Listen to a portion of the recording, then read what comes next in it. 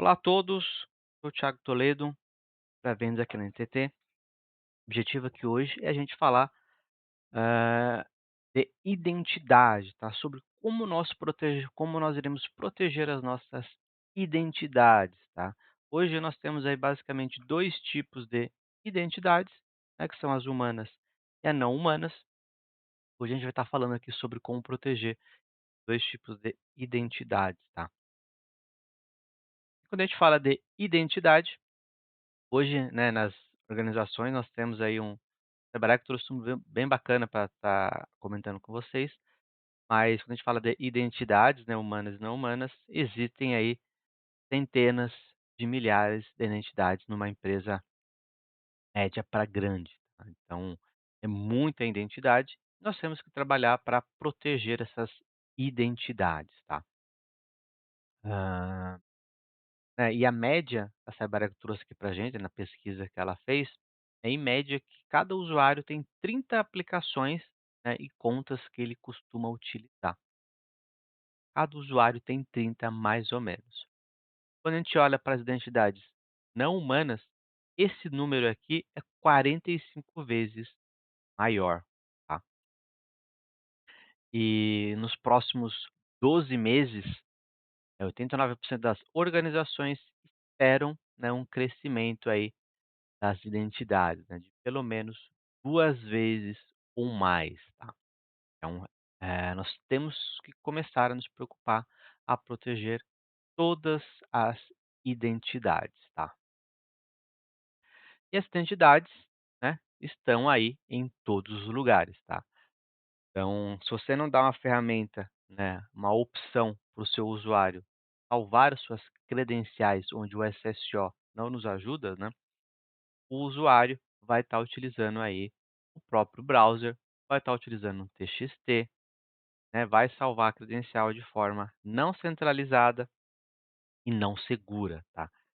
E caso a máquina seja comprometida, né, o browser, né, que é bem comum os usuários utilizarem para salvar as credenciais, é muito simples, né, de um atacante pegar as credenciais que estão salvas no browser, tá.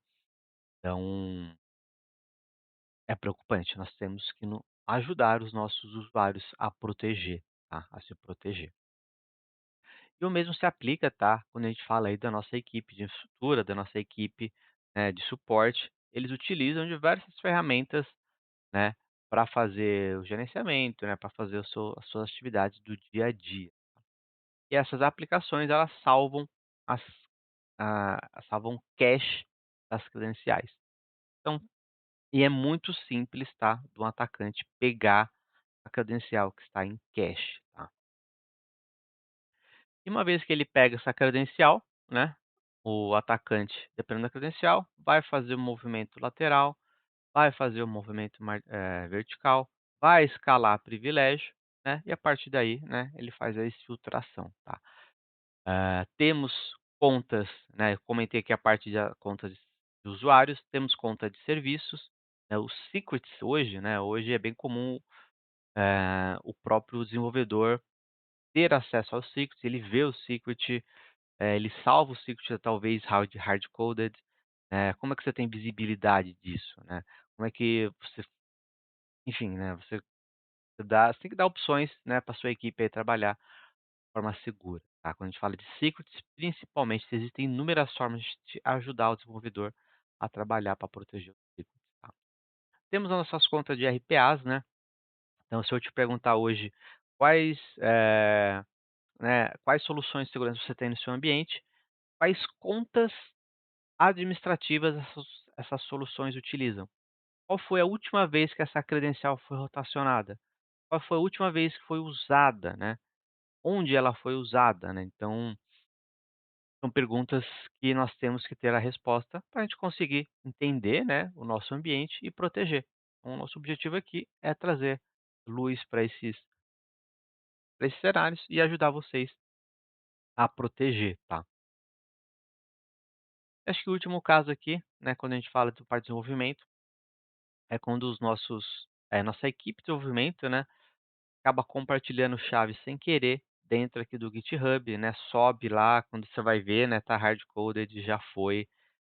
Isso quando vê, a gente consegue trocar, né, quando não percebe, faz sem intenção nenhuma, né, aquela chave, né, de homologação que não devia ter acesso ao de produção, é complicado. Então, quando nós não temos ferramentas, né, fica difícil aí da gente ter visibilidade.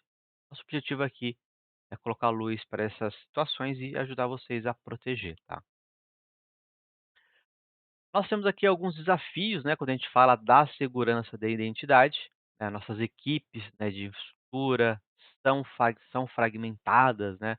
Tem equipe de segurança, tem equipe de infra, tem equipe de DB, tem outra de suporte, são bastante equipes, né, para a gente estar administrando, né, os acessos, as credenciais, então é um grande desafio a gente trabalhar com essas equipes, né, essas equipes fragmentadas. É como a gente já viu ali, né, o crescimento das identidades. Hoje cada usuário, né, tem em média 30 e a ideia, né, assim, é o crescimento, né, sempre mais e mais credenciais, mais aplicações, com isso vai crescer as identidades, nós temos que protegê-las, tá. Nós temos aí, quando a gente fala do ambiente em nuvem, nós temos diversas nuvens hoje, as permissões que as nuvens têm hoje são milhares de permissões, né, se você somar, acho que as 3 principais são mais de 7.000 permissões, espalhada aí no ambiente de nuvem. Então é um desafio a gente trabalhar com isso daqui. A gente vai estar ajudando vocês a proteger, tá.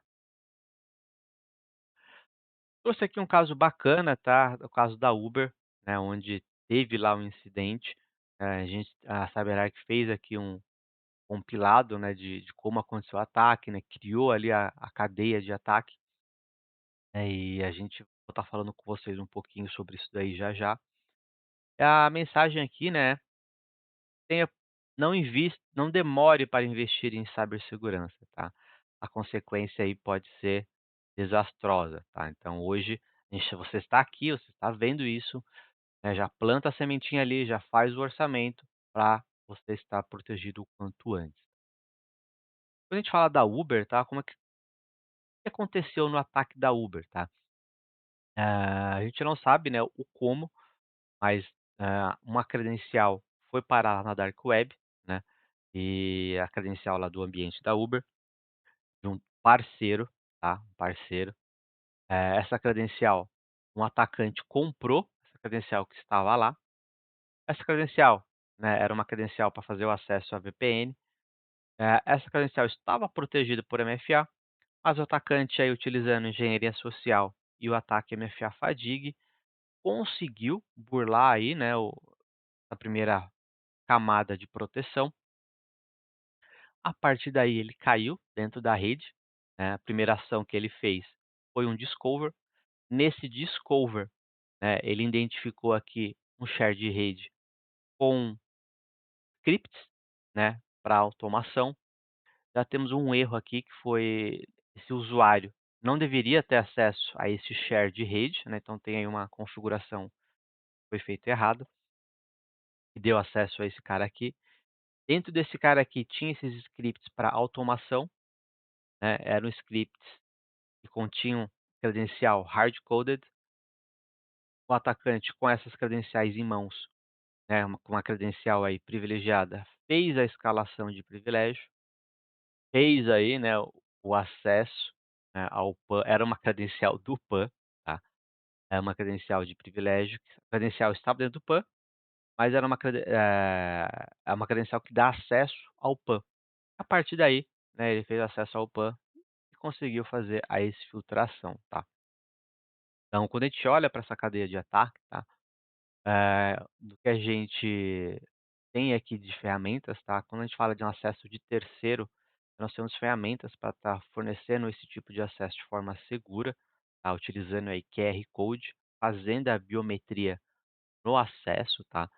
Então essa fase aqui a gente estaria protegendo, né, disponibilizando o acesso de forma segura para o nosso parceiro, tá.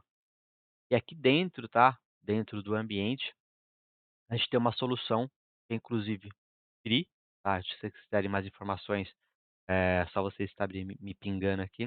O ferramenta free, que é o DNA, onde ele faz uma varredura do ambiente para identificar esse tipo de coisa, tá, credenciais hard-coded, identificar credenciais no ambiente, trazer visibilidade, né, das credenciais do ambiente, e a partir daí a gente tomar as ações, tá. Então a gente estaria, descobrindo essa credencial e a partir daí, né, trabalhando junto aí para remover a credencial hard-coded desses scripts, né, entregando aí de forma segura dentro das nossas ferramentas de segurança.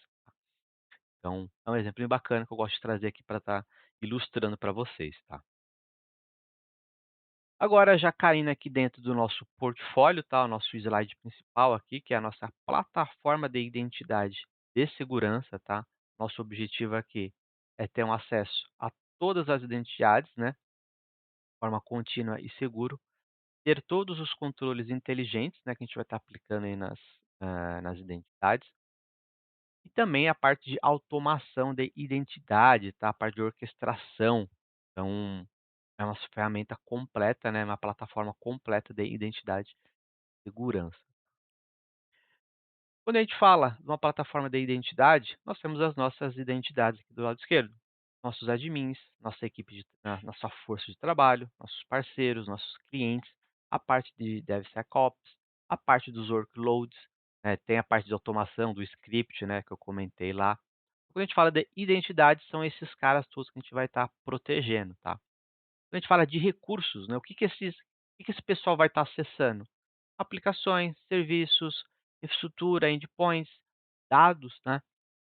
Vão estar acessando ambientes, data centers, OT, né, as nossas nuvens, serviços SaaS.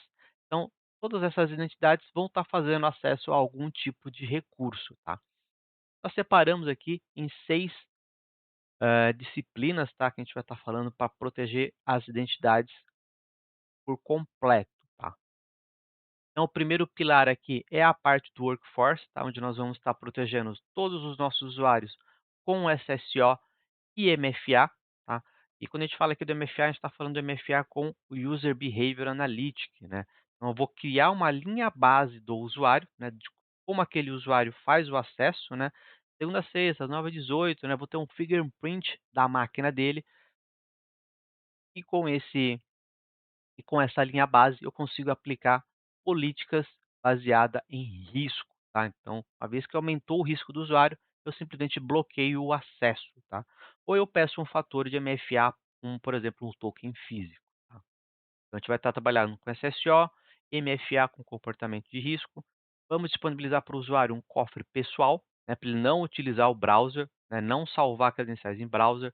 Vai estar salvando no nosso cofre pessoal, né, que é criptografado, é protegido, centralizado, né.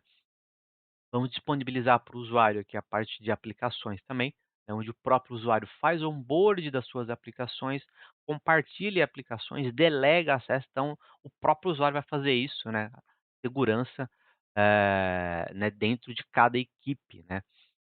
E temos também como bacana aqui a parte de notas, tá. É possível também o usuário salvar suas anotações de forma segura, dentro da nossa plataforma. Às vezes algum arquivo, né, você pode também colocar lá dentro, proteger e compartilhar de forma segura com a sua equipe, tá. E por último, nós temos aqui gravar acesso, tá. Isso aqui é muito útil quando a gente fala de ferramentas críticas para o ambiente, né, onde eu posso gravar o acesso de qualquer aplicação web, tá. Então, o usuário fez acesso ali a um RP onde a parte de pagamentos. Vou proteger aquela seção, então o usuário não vai poder clicar com o botão direito, não vai poder imprimir, né. Eu vou conseguir proteger a seção, vou conseguir colocar regras de negócio, tá. Então o usuário vai aprovar aqui um reembolso, né, mas ele só pode aprovar até R$ 1.000, acima de R$ 1.000 ele não pode. Então eu consigo aplicar regras de negócio dentro da nossa solução, tá. Onde a gente faz a leitura do campo, identifica que, aquele valor e impede o usuário de fazer alguma coisa, tá.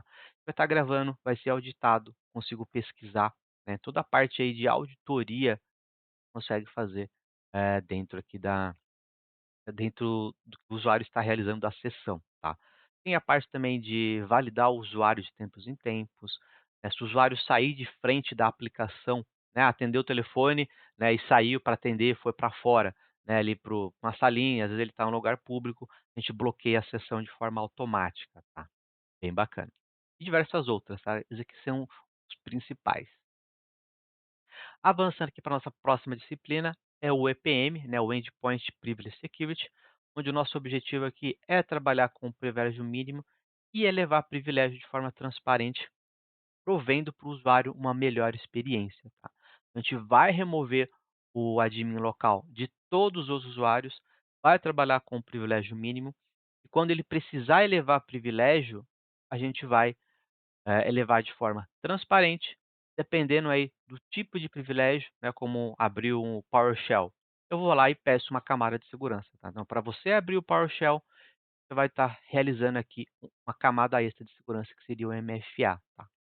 Vamos aplicar controle nas aplicações. Quais aplicações aquele usuário pode executar? Aquela aplicação ela precisa ter acesso à memória, precisa acessar a internet. Então, eu permito que ela execute, mas eu executo com restrição. Tá? Então, a gente vai diminuir a superfície de ataque caso aquela máquina seja comprometida. E por fim, nós temos aqui a proteção contra ransomware, tá? Como a gente está trabalhando, né, com o controle de aplicativos, a gente vai limitar o que aquela aplicação pode fazer, vai estar controlando quais aplicações podem ser executadas, inclusive processos filhos. A gente vai estar monitorando os arquivos sensíveis, né, que o ransomware costuma pegar para fazer a criptografia. Com essa proteção aqui, a gente tem uma sinergia perfeita, tá, com o EDR. Se você já tem uma solução, essa aqui é uma camada extra que a gente vai estar protegendo aí os seus arquivos, tá? Se quiser mais detalhes, a gente pode estar conversando, tá?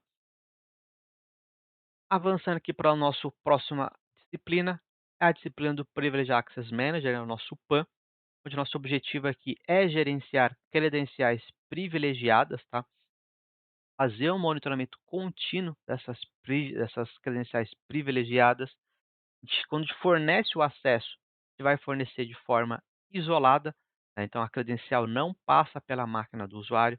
Se ele estiver comprometido, a credencial não vai estar lá, né, então não vai ter acesso, não gera cache na máquina do usuário, tá. A gente vai estar gravando e auditando todos esses acessos, né, todos os acessos aí eles são, eh como é que fala? Eh, eu consigo pesquisar, tá, todos os comandos que aquele usuário digitou. Consigo realizar buscas e identificar quem criou um usuário, quem foi que acessou o AD e criou esse usuário aqui. É indexados, a palavra que eu estava procurando. Todos os acessos são indexados, eu consigo realizar buscas, identificar quem criou um usuário, quem executou tal comando, tá? Tudo isso gravado, né, consigo ver ali em vídeo, tá? E por último, nós temos aqui os acessos efêmeros, tá? Então, para hoje, os ambientes aí, né, em nuvem, é muito comum a gente máquinas nascerem e morrerem rapidamente. A máquina nasceu hoje, atendeu uma demanda específica, morreu no dia seguinte, né, então ou no mesmo dia, dependendo, né. Então, o nosso objetivo aqui é atender, né, o acesso a essas máquinas de forma segura, então a gente vai proteger essas máquinas aí também, tá.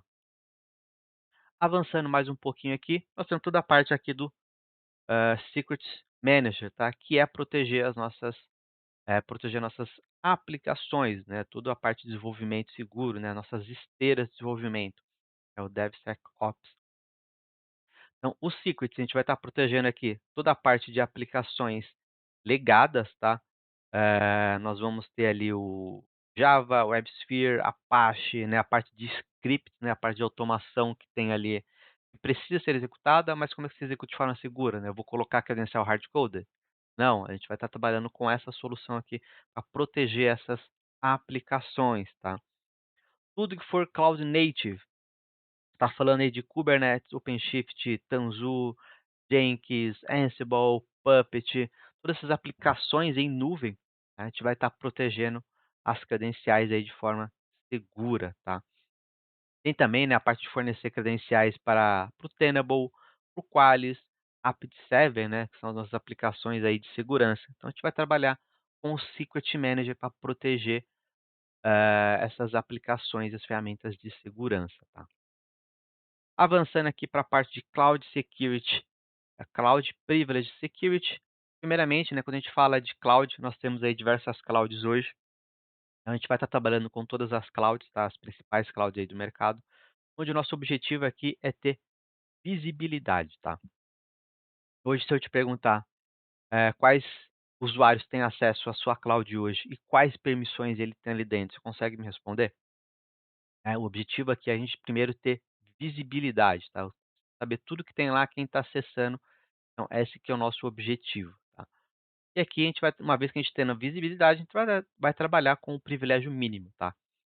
Então identifiquei que o Thiago, ele tem um acesso aqui, privilegiado, e dos últimos 90 dias desse acesso privilegiado, né, que tem ali mais de, sei lá, 200 permissões, ele só utiliza 30.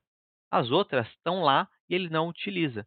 Então a gente vai trabalhar com essa visibilidade, vai identificar isso e vai criar ali, né, vai entregar para você uma forma bem simples de você criar esse novo perfil para o Thiago. O Thiago não precisa dessa credencial com tudo isso, né, é uma credencial com muito acesso e ele não utiliza. Então a gente vai trabalhar com um privilégio mínimo para os usuários, tá.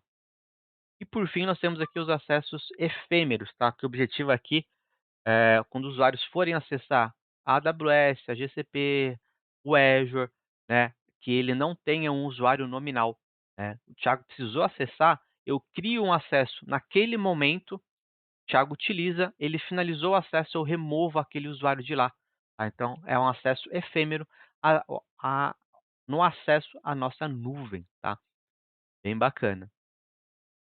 E por fim, nós temos aqui a parte de Identity Manager, tá, que a gente vai estar trabalhando com o ciclo de vida e governança dos dados, tá. Então hoje nós temos aqui, quando a gente fala de ciclo de vida, tá, nós temos um catálogo com mais de 2.000 aplicações, né, que a gente só seleciona.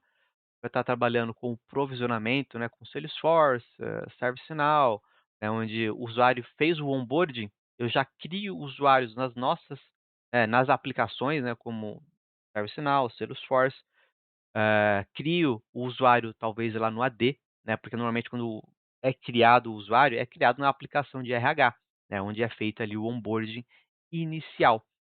E quando o usuário é criado ali, a gente identifica que aquele usuário foi criado na solução de RH, vou criar no AD, vou adicionar no grupo, vou adicionar a licença específica daquele usuário, né, vou adicionar ele nos grupos, né, vou realizar todo esse onboarding do usuário.